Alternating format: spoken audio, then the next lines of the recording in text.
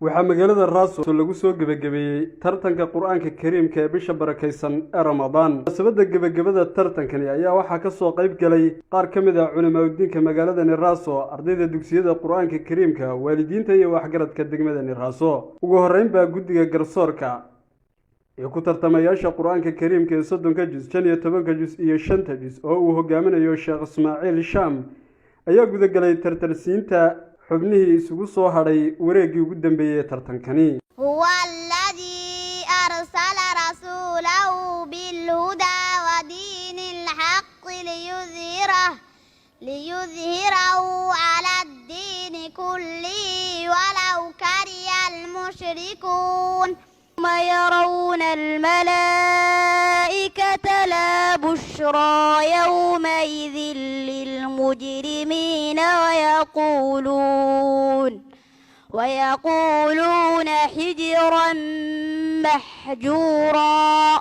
kadib markii uu soo dhamaaday wareegii ugu dambeeyay tartankani ayaa waxaa munaasabad loo qabtay tartamayaashii ku tartamayay Quraanka Kariimka, waxaana abaalmarino la guddoonsiiyay ardaydii kaalmaha hore ka soo galay tartankaasi.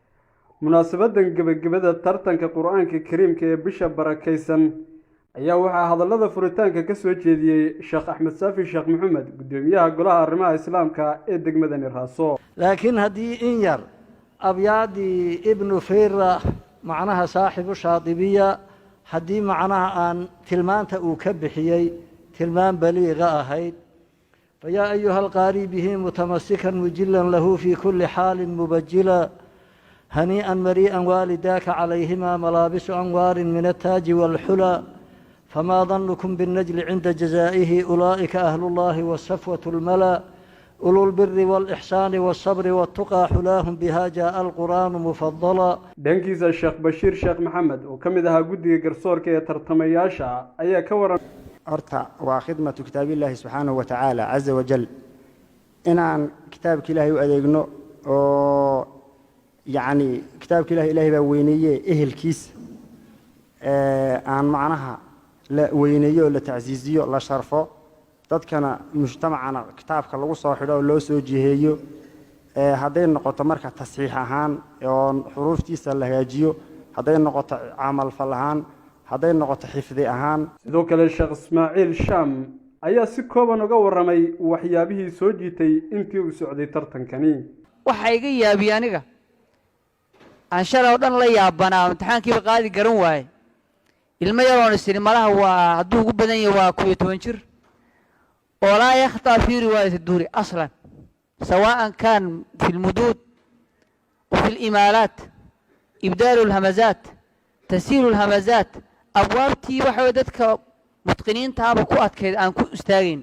cabdi dhaqane oo kamid ah odayaasha dhaqanka ee degmada RAASO ayaa ugu baaqay bulshada dowladdeegaanka Soomaalida in ay ka soo qayb galaan tartamada noocan ee sanadaha ah. waxaa jira degmadan RAASO 3 kulan diimeed baa jira oo laga qabto. kulan waxa weeye waa 2 sano lagu qabtaayo waxa weeye waa kulanka dawladda la dhaayo kutubta lagu akhriyaa si weyn baa uga dhaqan galay ogana socdaa dowladdeegaanka dhamaantii degmooyinkiisa goboladiisana waa looga yimaadaa.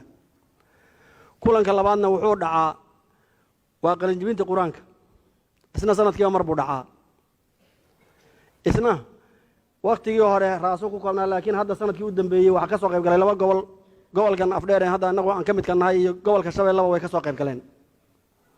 waxaan rajaynaynaa marka kana waa dowrkiisii labaad waxaan codsanaynaa ummadda Soomaaliyeed dowladdeegaanka u sheegaynaa dhammaantood inay ka soo qayb galaan dhammaanteed tartan sanadka dambe soo socda si ummaddu soo dhax gasho diintana kor u qaadno walaalnimadana ay u soo hirgasho. ugu dambeyntii Sheekh Maxamed Cali ayaa ku dheeraaday fadliga Quraanka Kariimka. intaas kadib waxaa la gudagalay guddoonsiinta abaalmarino iyo shahaado sharafyo kala duwan kuwaasi oo lagu dhiirigelinayay ardaydii ka soo qayb qaadatay tartankani.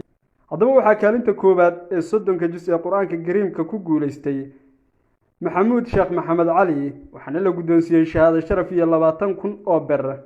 waxaana kaalinta labaad galay Cumar Cabdiqaadir Ibraahim oo isagana la guddoonsiiyay 15,000 oo ber iyo shahaado sharaf, halka kaalinta saddexaadna uu ka galay Mahdi Cabdullaahi Cashir, waxaana la guddoonsiiyay abaalmarino shahaado sharaf iyo 13,000 oo ber. sidoo kale ardaydii ku tartamaysay 15 juz ayaa waxaa kaalinta koowaad ilaa saddexaad kala galay Burhaan Sheekh Maxamed, cabdiqaadir maxamed raxmo shaafi sheekh cabdiraxmaan waxaana la guddoonsiiyey abaalmarino lacageed 10,000 ilaa 5,000 sida ay u kala horeeyaan raxmo shaafi